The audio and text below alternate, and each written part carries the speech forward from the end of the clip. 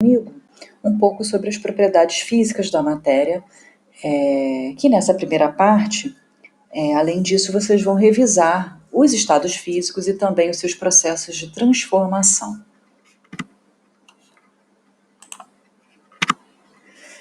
Relembrando os principais estados físicos, né, que são 3, é o sólido, aqui tem o gelo como exemplo, né? Líquido, que é a água aqui, que ela está escoando, e gasoso, né? O vapor aqui está saindo da chaleira. Bom, e as características desses estados físicos? No sólido, as moléculas elas se encontram muito juntinhas, muito próximas uma das outras. Elas têm um poder de atração, né? Elas ficam sem se movimentar, bem pertinho uma das outras. E uma característica também do estado sólido é que eles apresentam forma e volume constantes, fixos, não altera. Ah, então o gelo, por exemplo, para você fazer com que a água fique no estado sólido, né, você coloca numa forminha ou em algum outro recipiente, né, e aí vai adquirir o formato, né, daquele recipiente, né, e também o volume. Então, tanto a forma quanto o volume das substâncias no estado sólido são fixos, ou seja, constantes, né, não mudam. Né? Já no estado líquido, as moléculas se encontram um pouco mais afastadas uma das outras. Já existe aí uma repulsão pequena, né, entre as moléculas, mas existe. Então elas se movimentam um pouco, né, lentamente, mas existe já um movimento entre as moléculas. No caso delas, elas apresentam forma variada, que depende do recipiente que você vai escoar aquele líquido, né? E o volume vai ser constante, dependendo da quantidade, né? O volume que você colocar de um líquido, né? Você não vai ser alterado, né? Nesse estado, somente a sua forma que pode variar, tá? De acordo onde você vai colocar, vai escoar aquele líquido.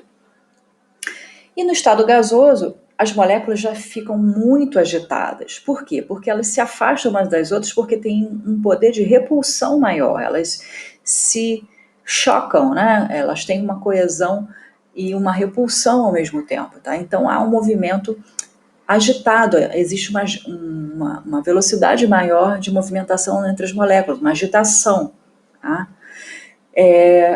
No caso do estado gasoso, não apresentam volumes fixos e nem a forma, tá? Eles são variados, tá? Dependendo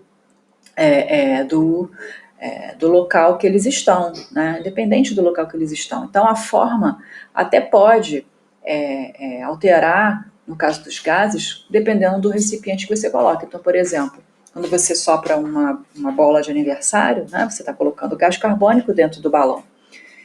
Então, ali, né, o gás vai adquirir, né, vai ocupar, né, aquele espaço, né, que você o colocou, né? E aí vai apresentar aquele formato ali da bolinha de aniversário. Agora, sobre as mudanças de estado físico, né? Aqui nessa representação, eu tenho o estado sólido inicialmente, mostrando aqui as moléculas bem coesas, bem juntinhas. Quando ela passa do estado sólido para o líquido, o nome do processo se chama fusão. Já do estado líquido para o estado de vapor, vaporização. Tá? Vejam que no estado líquido, aqui na figura, as moléculas já estão um pouquinho afastadas umas das outras. Né? Então, isso ocorre porque existe uma repulsão pequena entre as moléculas, né, fazendo com que elas tenham algum movimento. Tá? Já no estado gasoso, olha aqui na figura, né, as moléculas, que são essas bolinhas, estão em várias posições. Né? Elas se chocam e se movimentam rapidamente. Tá? Agora, o processo inverso, né, do gasoso para o líquido é chamado de condensação ou também liquefação. Tá? E do líquido para o sólido, solidificação. Já se eu tiver uma substância no estado sólido e, através de um aquecimento, ou algumas ocorrem até naturalmente, passarem direto para o estado gasoso, ou seja, não passa pelo estado líquido. Então seria passar do estado sólido para o gasoso direto, é chamado de sublimação. Isso ocorre com o gelo seco, que é o gás carbônico solidificado, né? Quando você coloca o gelo seco à temperatura ambiente, começa a formar aquela fumacinha, então ali o gás carbônico que está sólido está sublimando. Tá? Também ocorre um outro exemplo com a naftalina, aquelas bolinhas utilizadas para espantar barata, né, que é colocada em ralos, né, e às vezes nas gavetas, né, onde você guarda os lençóis, também espanta traças. Então, ali, quando você abre a gaveta, você sente um cheiro forte, né, da naftalina. Isso porque ela sublima. Né? Com o tempo, aquela bolinha vai diminuindo de tamanho. Exatamente porque, naturalmente, na temperatura ambiente, né, a naftalina, que apresenta um composto chamado naftaleno, ele sublima, ele passa do estado sólido direto para o gasoso, tá? Na temperatura ambiente. E se eu tiver o estado gasoso e passar direto para o estado sólido, a gente chama de ressublimação em alguns livros, né? Tem esse nome, ou também simplesmente sublimação está correto, ok? Então aí nós relembramos esses processos de mudanças de estados físicos.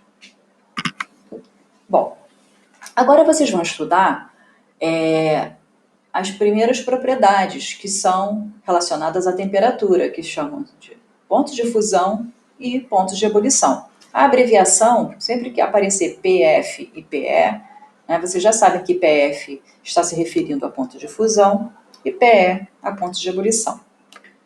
No caso do ponto de fusão, é a temperatura em que uma substância passa do estado sólido para o líquido.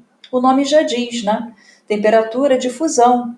Né? Então, a substância, quando passa do estado para o líquido, é chamada de fusão. Então, o ponto de fusão vai ser exatamente a temperatura onde ocorre essa mudança, e isso vai variar de substância para substância. Então, é uma propriedade característica da substância, de cada substância, cada uma delas vai ter o seu ponto de fusão e também o seu ponto de ebulição, que é a temperatura onde a substância passa do estado líquido para o estado gasoso, ou também conhecido como estado de vapor. Então, nesse ponto, nessa temperatura, né, que é também específica para cada substância, ela vai passar do estado líquido para o estado gasoso. Ou seja, ocorre o processo de ebulição. Tá? Aqui, nesse exemplo, eu coloco o ponto de fusão e ebulição da água. Tá? Então, isso são valores experimentais, vocês não têm necessidade de decorar os valores de pontos de fusão e ebulição, mas é lógico que o da água é sempre importante saber. Né? Então, a 0 graus Celsius, a água sofre fusão, né? É a temperatura onde ela passa do estado sólido para o estado líquido, e também a solidificação, tá, gente? Na mesma temperatura que ocorre a fusão, também ocorre a solidificação. Então, a água ela começa a se solidificar a 0 graus Celsius. Tá? Abaixo disso, né, uma temperatura negativa, por exemplo, ela já está totalmente no estado sólido. Tá? Nessa temperatura do ponto de fusão é onde começa a ocorrer o processo de mudança. Ela está passando do líquido para o sólido. Mais à frente vocês vão ver isso graficamente na aula, né, de aquecimento e resfriamento. O ponto de ebulição da água, 100 graus Celsius, que é onde começa o processo de passagem do líquido para o vapor, o líquido para o gasoso. Tá?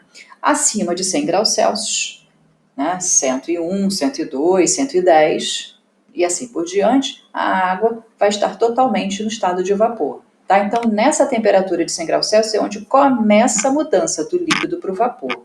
Okay? Agora, se eu tiver a água numa temperatura entre o ponto de fusão e ebulição, por exemplo, a 70 graus Celsius, ela vai ainda estar no estado líquido. Ela só começa a passar do estado líquido para o vapor, de novo, sei que eu estou sendo repetitiva, no seu ponto de ebulição. Ou começa a passar do líquido para o sólido, ou seja, se solidificar, quando tiver a 0 graus Celsius. Aqui também é a temperatura onde começa a sofrer a fusão, também passando do sólido para o líquido. Então, aqui, ó, nessas tabelas, né, existem exemplos de várias substâncias, tá, e seus pontos de fusão e ebulição. Em alguns livros, ao invés de chamar de pontos de fusão e pontos de ebulição, PF e PE, podem aparecer temperatura de fusão, TE, e temperatura de ebulição. Desculpa, TF ou temperatura de ebulição, TE. Tá? Então, pode aparecer dessa forma também. Lembrando que nós trabalhamos com a escala de graus Celsius, tá? Então, esse grau com o C maiúsculo, é chamado grau Celsius. Os nossos termômetros aqui do Brasil, tá? É a principal escala de temperatura que nós utilizamos, tá? E aí aqui, ó, dependendo do tipo de substância, vocês vão perceber, né, que assim, totalmente diferente, são totalmente diferentes os valores de pontos de fusão e ebulição. Então, por exemplo, se eu comparar o cobre, né, que é um metal lá do fio de cobre, né, olha o ponto de fusão, que ele começa a passar do estado sólido para o estado líquido, 1083. Né? Se eu for comparar, né, com etanol, olha só o ponto de fusão do etanol, né, menos 117. O etanol, ele sofre fusão numa temperatura menos 117 graus, né? Comparado ao cobre, que é uma temperatura positiva acima de 1083. Então vejam que cada substância, né, tem as suas características, né, até considerando como elas são a temperatura ambiente. Então, o cobre ele está no estado sólido, é um metal, né, enquanto o etanol ele se apresenta no estado líquido, na nossa temperatura ambiente. Então, com certeza, por isso que essas propriedades físicas, né, no caso do ponto de fusão e ponto de ebulição, são bem diferentes uma das outras, porque tem a ver, né, como elas estão, né, o seu estado de agregação, ou seja, o seu estado físico na temperatura ambiente também, né, tem a ver com como é que estão organizadas as moléculas dessas substâncias. Tá? Então, aqui seguem vários exemplos aí que vocês vão precisar mais à frente para fazer os exercícios, tá? Os exercícios que eu botei no final dessa aula são para vocês consultarem aqui as tabelas de pontos de fusão e ebulição, tá? Para vocês conseguirem responder, tá? Então, eu coloquei aqui nas observações, tá? Que a unidade de temperatura usada é o grau Celsius, tá? E que a temperatura ambiente considerada teórica, né, para nós, é a de 25 graus Celsius. Tá, ok? Então vamos brincar um pouquinho antes de nós irmos para os exercícios. Vamos aqui trabalhar com o álcool etílico, ou também chamado de etanol, tá, gente? Tanto faz. Vejam que as tabelas têm um pouquinho de diferença, às vezes, quando vocês forem consultar na internet ou em livros, pode ser que existam aí algumas diferenças pequenas, tá, nos valores de ponto de fusão e ebulição, mas tem que estar próximos, tem que estar coerentes, tá? Vai variar de tabela para tabela. Então, vamos considerar o álcool etílico aqui dessa tabela do lado direito. Se eu submeter, né, o álcool etílico, ou seja, o etanol, a uma temperatura de menos 10, ou seja, uma temperatura negativa, menos 10 graus Celsius, qual vai ser o estado físico do etanol? Sólido, líquido ou gasoso? Como é que eu vejo isso?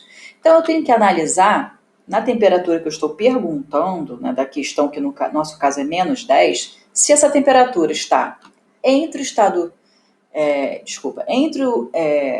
a fusão e a ebulição, se está antes do ponto de fusão ou depois do ponto de ebulição. Tá? Então, menos 10 é um número maior que menos 117, certo?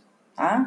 Menos 117 é um valor negativo muito maior do que a menos 10. Então, significa que menos 10, a substância vai estar, né, o álcool, no caso, entre a fusão e a ebulição, estará no estado líquido. Ok? Se eu colocar o álcool etílico numa temperatura de 90 graus, comparando aqui ao ponto de ebulição, 90 graus positivos, vai estar acima de 78,5. Então, por exemplo, o álcool etílico estará totalmente no estado de vapor. Né? Já passou do processo de ebulição a 90 graus, já está no estado gasoso, ou também chamado de estado de vapor. Agora um exemplo do álcool etílico no estado sólido. Em que temperatura ele estaria? qualquer temperatura menor que menos 117, que é o seu ponto de fusão. Então, menos 120, menos 200, não dá nem para imaginar isso, né? Mas essa é uma característica aí do etanol, tá? Do álcool etílico, ok? Então, aqui, ó, eu tenho esse exercício, indique o estado físico das substâncias abaixo na temperatura indicada. Então, eu coloco uma temperatura, vocês vão olhar qual é a substância, e aí vão procurar aqui uma dessas tabelas, né, e comparar a temperatura que eu estou colocando a substância e verificar qual é o seu ponto de fusão e ebulição para saber qual é o estado físico dela. Então, por exemplo, da água, vamos fazer a letra A. Na letra A, eu digo que a água está a 10 graus Celsius. Tá? Eu sei que o ponto de fusão da água é 0 e o de ebulição 100. A 10 graus Celsius vai estar antes da fusão, entre a fusão e a ebulição ou após a ebulição. Então, a 10 graus Celsius, 10 é maior que 0, mas é menor que 100. Então, está entre a fusão e a ebulição. Então, significa que a 10 graus Celsius a água está no estado líquido. Tá? Ok? Então, é assim que vocês devem fazer o exercício. Tá? Sempre vendo a temperatura que eu estou perguntando e comparando aos seus pontos de fusão e ebulição. Após vocês terminarem os exercícios, vocês podem fazer um rascunho, né? Aí para vocês mesmos, vocês podem conferir o gabarito que vem no final. Tá? Eu coloquei aqui as respostas dos exercícios, mas tentem fazer, né, antes de olhar, né, para vocês perceberem as dúvidas que vocês ainda têm, né, e depois conversarem comigo, ok? Então, muito obrigada pela atenção e até o próximo vídeo, né, com a próxima aula.